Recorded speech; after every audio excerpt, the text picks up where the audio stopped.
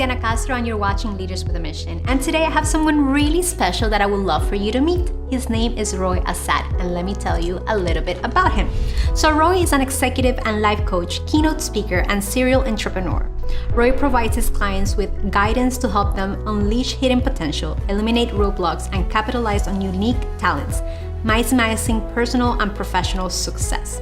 He is the founder of the Human Capital Group, and his mission has been to help executives and entrepreneurs through creating customized strategies and corporate training plans that are roadmaps to building a life and a career that they love.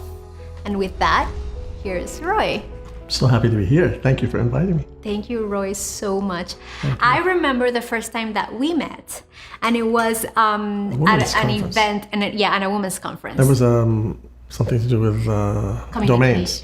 Domain conference. No. Like what I remember is it was about communication. Or maybe it was, yeah, okay. And that was the first time I got to meet you, and it was really refreshing because when we were doing the video for the other person, you kind of you step on, and I was like, wow, yeah, okay, this is someone who I want to learn more about. And time progressed and we got to work together, so that was pretty nice. And now I want you to tell me, what is human capital about? What is your business about? Well, human capital is really a collective of coaches who do different things, not necessarily always the same. So they specialize in not-for-profit, or they specialize in marketing, or they specialize in small business or big business. And we work together in a collective called the Human Capital Group. And I remember when we were doing a one-to-one that we met in Burro somewhere in downtown Miami. And something that really struck me about you is that you are one of the only, I don't want to say only, but you are one of the few leaders who I can say that is a mentor that has been there and done that. That's something that captivated me about you. And because I have this really weird thing where a lot of people that are being coaches have never done what they're teaching. And for me, that's something that I kind of I resist. And the impression that I got from working with you is that you've actually been a serial entrepreneur. You've owned businesses, you've failed at them, right. You have succeeded at them, you have been a hands-on success strategist. Can you share to me a little bit about the kind of businesses you've owned and kind of your background? Because you have pretty cool stuff in your resume. Thank you, yeah. Yeah, it is hard to, a lot of coaches sometimes have, what they do is coach from knowledge, which means they've gained it through reading. And there's nothing wrong with that. That's okay, you can read and learn and then go teach. But the way I've been raised is that we really have built a lot of businesses. I failed, as you mentioned, I failed at least 2, but I've succeeded at about 4 or 5. And I'm constantly adding another business. I always delve into something that I had no business in being in. But I've learned a ton about people, about what makes a business work, what makes a business fail, what things to watch for, what to avoid, all of these things. And that really comes across because in reality, you're not writing a book, you actually are the book, if that makes sense. And I know it's, what you're saying is true. It is okay to teach from a book perspective, but what, for me, at least for my personal way of viewing the world, it is completely different to understand the pain points of someone, to really empathize and be able to say, hey, I've been there. Let me tell you how I was able to get out of it. Right. Because there's a difference. There's a different kind of authority in, being able to say, hey, yeah, authority it's okay. And credibility. Yes. That experience is important. And for me personally, it's something where I was I kind of like what he's about. Because I do have a problem with a lot of people that are oh, you have to be successful and you have to do this. And then you're okay, what have you done? And for me, my way of looking at the world is I want to see you make a point. You make a great point. If they're telling you, go out and get it, well, they've never gone out and got it. Yeah. And so how are you telling me to do that if you have never done that yourself?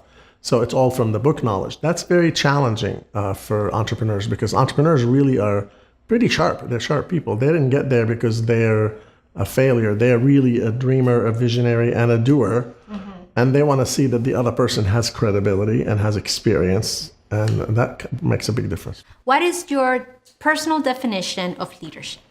So I think the most unique definition that I believe describes leadership is that a leader is a dealer in hope. How is that?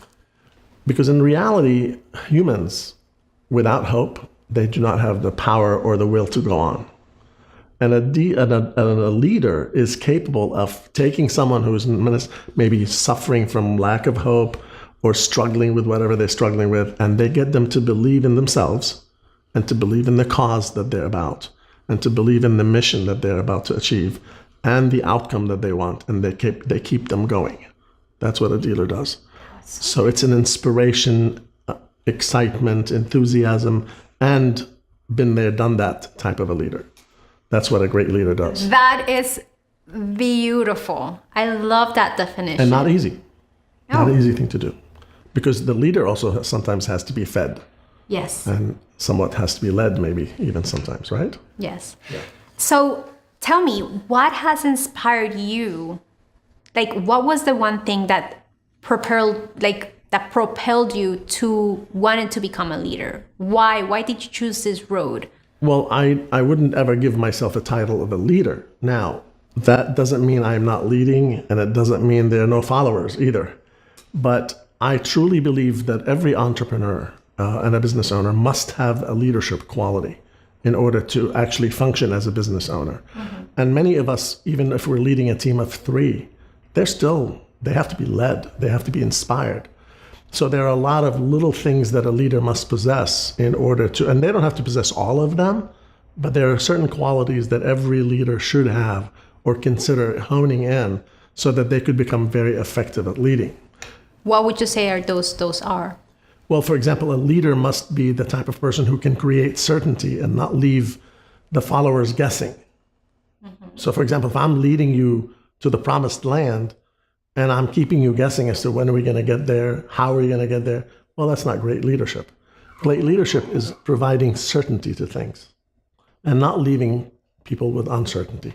Uncertainty is a painful place. Mm-hmm. The other thing I would say is authenticity. Most leaders, if they're really good, they're very authentic. They're not pulling the wool over your eyes. They're not misleading.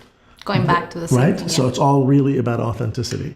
The other thing is enthusiasm. So a leader who's enthusiastic, it gets everybody else excited. But if they're dull and having a bad day every day, it's not going to work. People stop following somebody like that. So enthusiasm is very contagious, and a leader must have enthusiasm. There's a lot of other things, obviously, I can name, but the concept behind it is, and somebody once said, does someone have to have a follower in order to be a leader? It's a great question. Yeah. No, you don't. Yeah. You could be a leader without followers. Eventually people will follow. Yeah.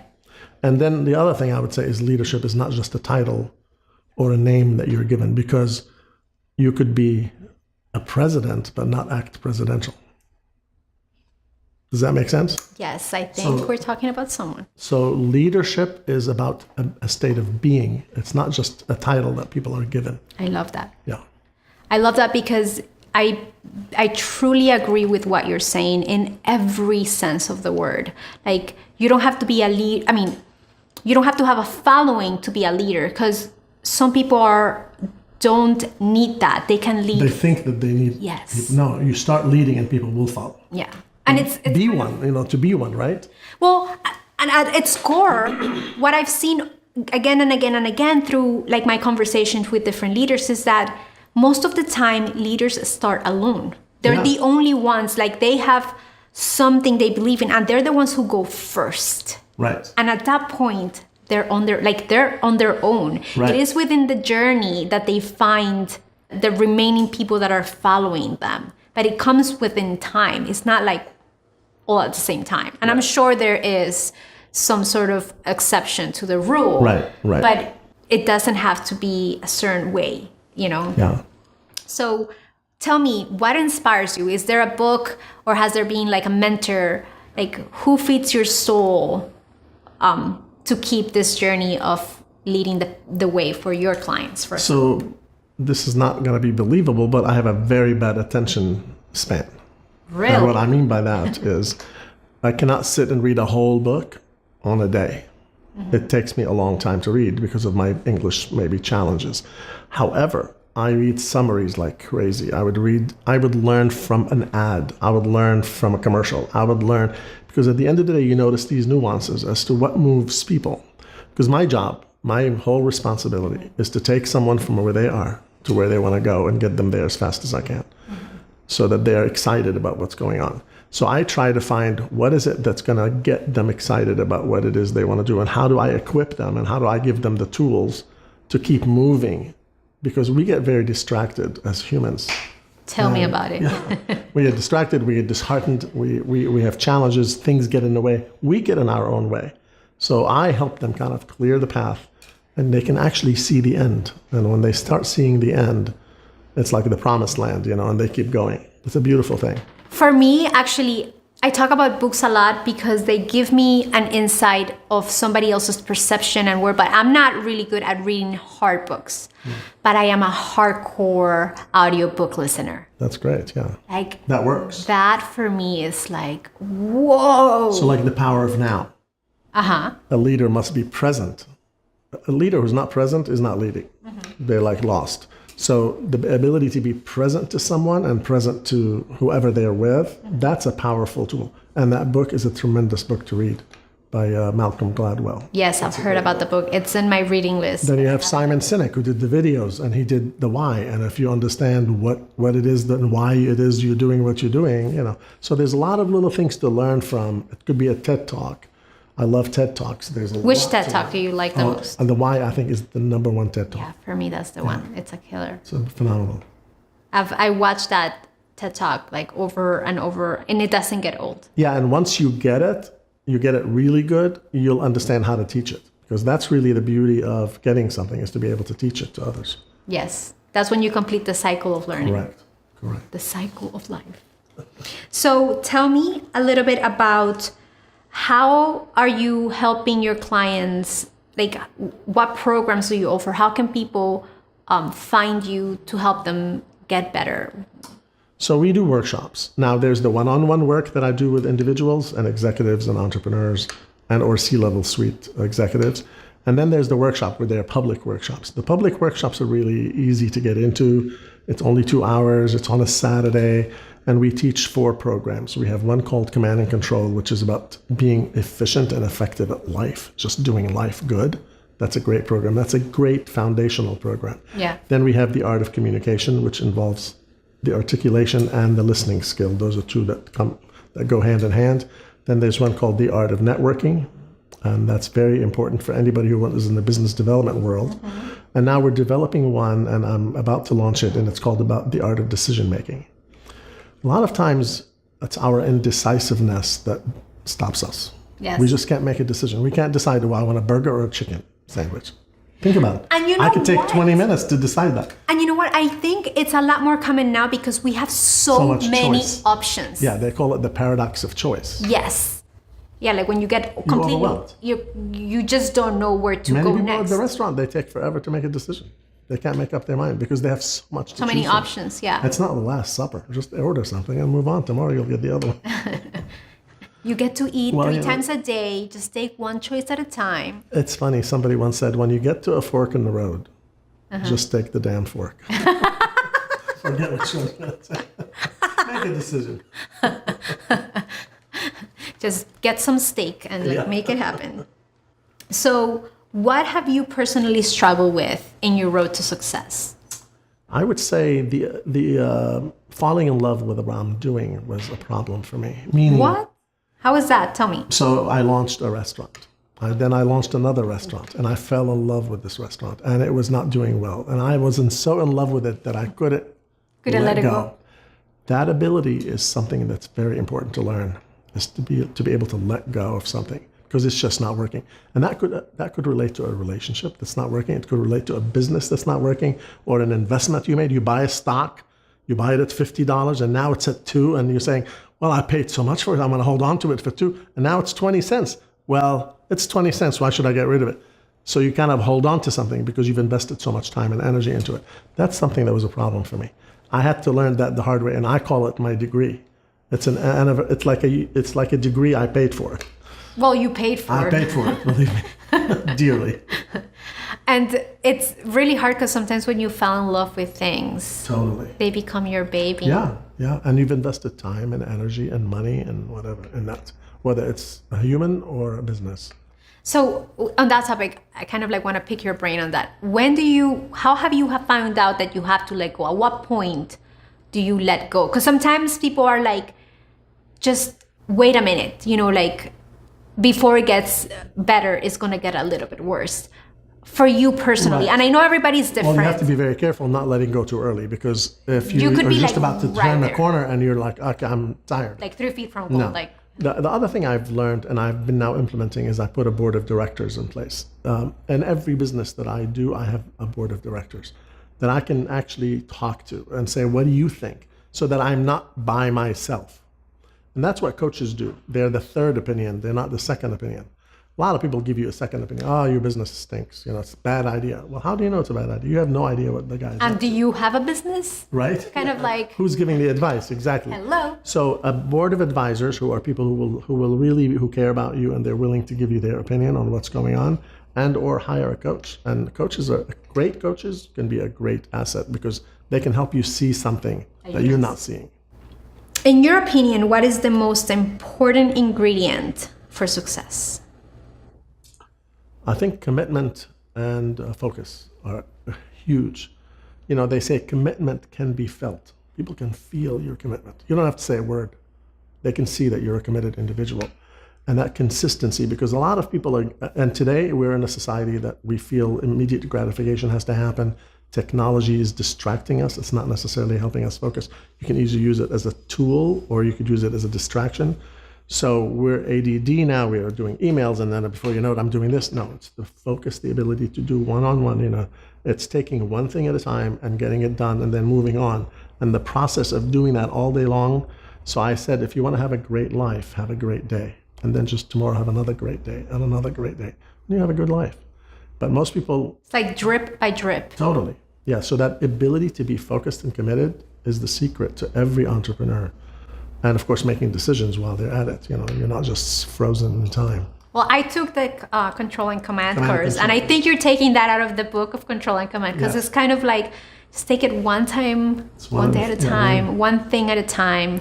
And that's, for me, that's kind of like consistency and being present. Yeah.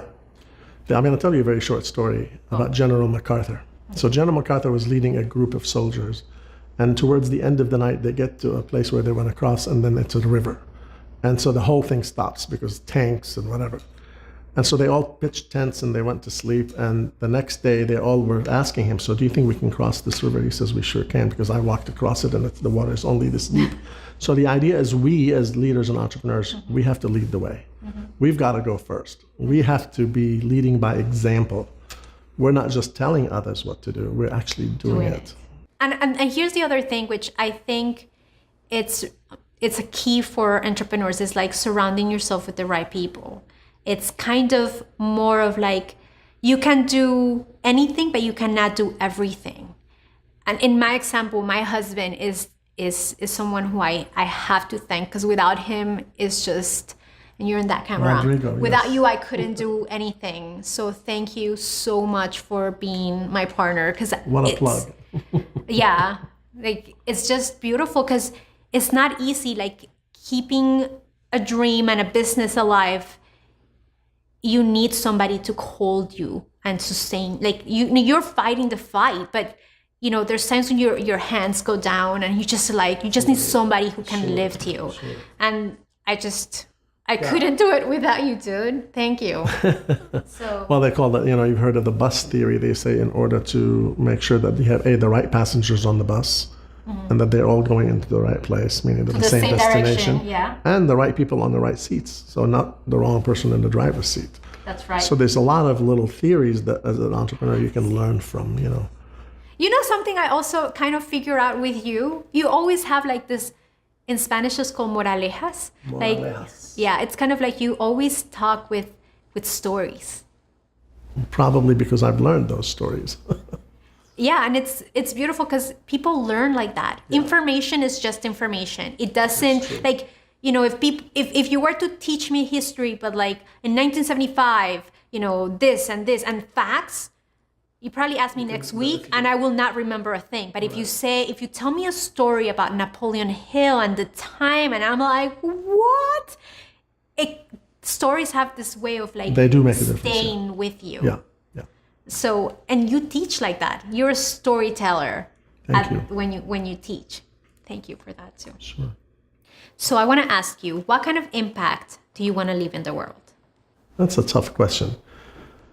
I think what I love is the ability to turn on someone's light bulb, inspire them to reach bigger things, or help them see something they didn't see in themselves. There was a person who, I can't remember who said this. He says, I don't see people for who they are. I see people for who they can be. So we see our potential person that we're working with in what we believe they have the potential of doing, not what they are doing today. So if I'm able to change lives in this way, one-on-one or even in groups, then that is a great fulfillment to me. And I think that's probably one of my greatest missions. Oh my God, that was beautiful. Thank you. You know, I always tell people that, and this is for me kind of like, it's become like the thing that I say, that when people are talking, I can see images in my mind works with images. Like that's how my brain kind of communicates with me. Yeah. And that's what makes me so good at what I do with video and stuff. And like you were talking about like turning people's light bulbs on. It was like, for me, in my head, I just saw like people kind of igniting from inside. It's just this aha moments that make you feel like you guided them through that. Right. And you and I talked about children. And actually, children are the greatest example, because when children are born and as they're beginning to grow, they have the light bulb on, by the way. It is the world that puts it away, that puts it off, meaning they're pouring water over. Don't touch that. Don't do this. You can't do this. You're going to get hurt. Before you know it, you're going to be like this. When in fact, what we're trying to do is trying to get people back to their childhood years and say, how enthusiastic were you then? What happened? What happened along the way that you lost yourself? That drive and that enthusiasm and that openness. And that's because they told you don't talk to strangers. And all of a sudden now you don't want to talk to anybody. You know? So there's so many things that happen to us as humans, and we have to undo all of that in order to free that soul to have them reach for I love what you're saying. I'm in a constant pursuit of not losing the little girl inside That's of me. right. I love silliness and and being spontaneous and dancing like nobody's watching. And that's true. If you would see me in my house, I would be like jamming it, and then my husband's like, "Are you okay?" I'm like, "Yeah, I'm just like talking to myself." It's like, good for you. But it's that's who I am. I am like this way, and I want to be loved as I am. And, if you don't like me, then don't hang around with me. But it is when you own that true self of who you are that you kind of become unstoppable. Yeah, it's valuable. Yeah. Thank you so much, Roy. Thank you so so much from the bottom of my heart for coming over, because you're coming all the way from West Palm Beach. And I know it's a long drive. It's nice and slow over there. Not like here. Yeah, here is a little hectic. Beautiful. So I want you to tell us where we can find you. Where can people find? Well, obviously you can Google Roy Assad and find me, but the website is www.hcgnow.com, which stands for Human Capital Group. Thank you so much, Roy, for coming here. My pleasure. If you felt inspired by Roy, I invite you to visit him. And if you're a leader, or if you would like to position your brand as a leader in the industry, please visit us at forproductions.com, where if you subscribe, you'll find amazing information how to use video to grow your business. Thank you so much. Till next time.